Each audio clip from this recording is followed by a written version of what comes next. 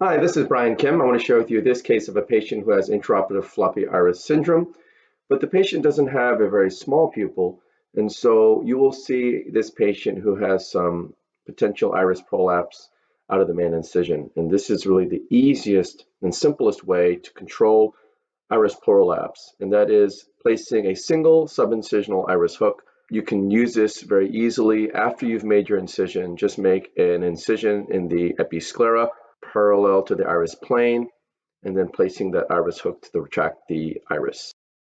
And so this is a patient's eye. I use a corneal marker, which will help me center and size my rhexis. I'm using the metal blade here to make my paracentesis incision, first on the right side and then the left side. And I make sure I'm flat to the iris plane, which will allow me to achieve a self-sealing incision with a nice corneal shelf.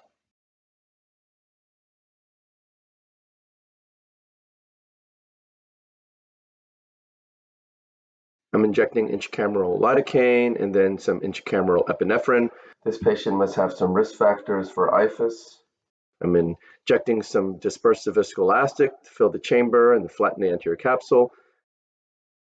This is a triplanar corneal incision. I make a vertical groove, place the blade into the deep part of the groove, tunnel, and then using the cannula to control the eye, I enter.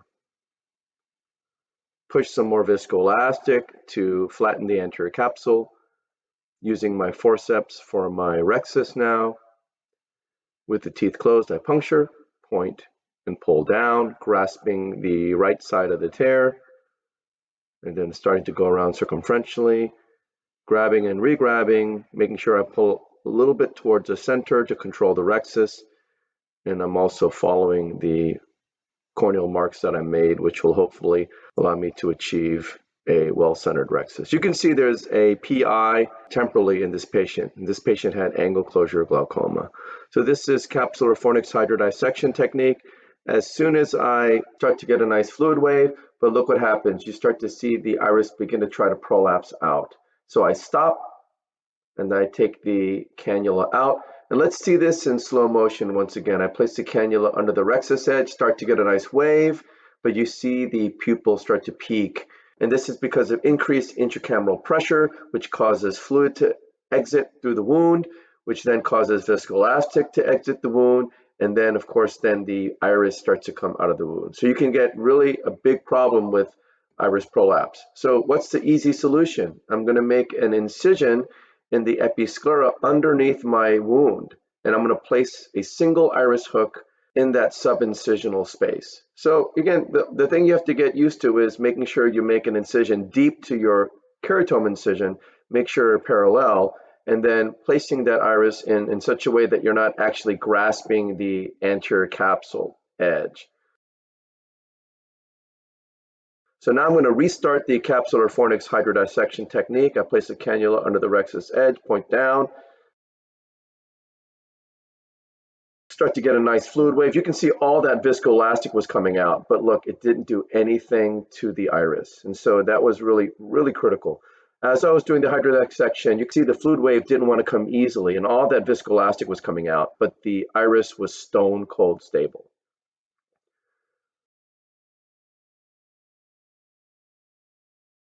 So I lift the incision with a chopper, go in with irrigation off to minimize Descemet's trauma, removing the surface epinuclear material, placing the chopper under the rhexis edge, pointing the phacoetip vertically subincisionally, dividing the lens in half, that's double chop, placing the chopper around the right heminucleus, pulling it centrally toward the phacoetip, crushing and dividing the right heminucleus, that's cross chop.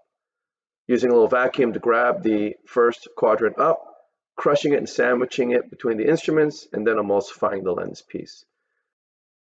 Placing the chopper around the second quadrant, hooking it, lifting it up, and emulsifying the lens piece. Rotating the second heminucleus in front of me with the chopper, placing the chopper around the lens piece, pulling it and crushing it against the phacoetip, dividing it, using some vacuum to bring that third quadrant up and emulsifying it, placing the chopper around the fourth quadrant, pulling it centrally and crushing the lens piece as well, and then using the chopper to pull up that last fragment up, and that is all of the endonucleus. Using the polymer phacoetip to grasp the edge of the epinucleus, which tumbles out quite nicely, I'm using just vacuum here.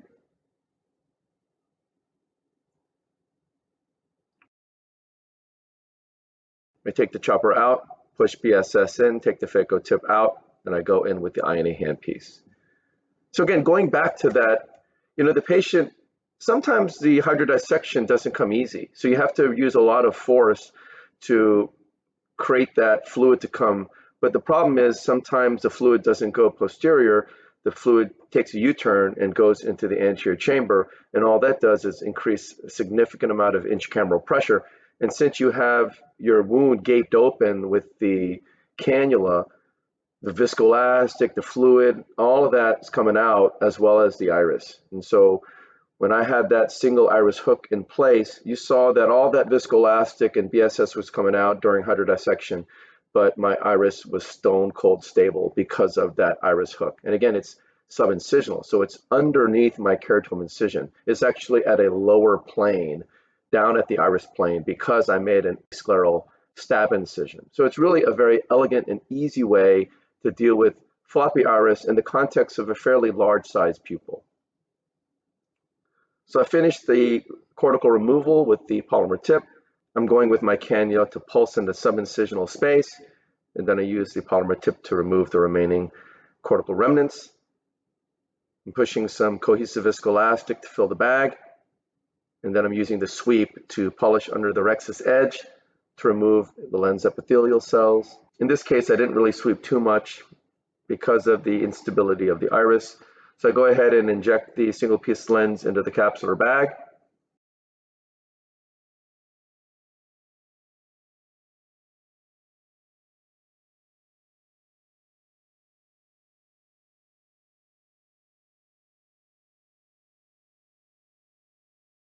Go in with irrigation off, activate irrigation, make sure both haptics go inside the bag. Get under the optic, tilt it, rotate it 90 degrees, remove all the viscoelastic from within the bag, reposit the lens.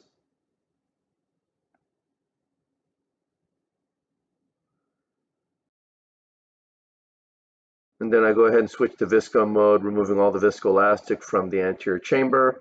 Because this is still a floppy iris situation, I'm not being too overly aggressive with sweeping. I'm also not overly aggressive with polishing.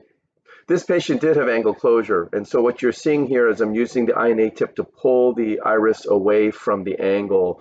This is almost kind of like a poor man's goniosynechiolisis. Again, this patient did have a temporal PI. This patient did have significant angle closure attack.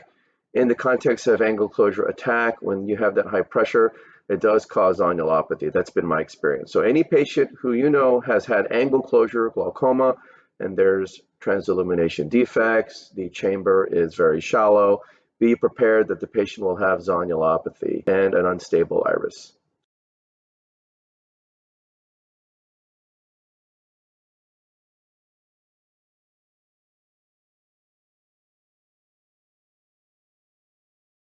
So go ahead and retract that iris hook and pull it out, and then I'm hydrating my incisions. And so again, this is a patient who had angle closure glaucoma, some zonulopathy, intraoperative floppy iris syndrome. As I was doing hydrodissection, I could see the pupil starting to come out. And in order to prevent any problems, I just made a single stab incision in the subincisional sclera, placed an iris hook, was able to more confidently do hydrodissection. Even though there was a lot of viscoelastic that came out during hydrodissection, the iris was stone cold stable. And this is really the easiest way, in my experience, taking a floppy iris situation with a good sized pupil and stabilizing from iris prolapse. So I hope this was helpful to you, and I thank you for your attention.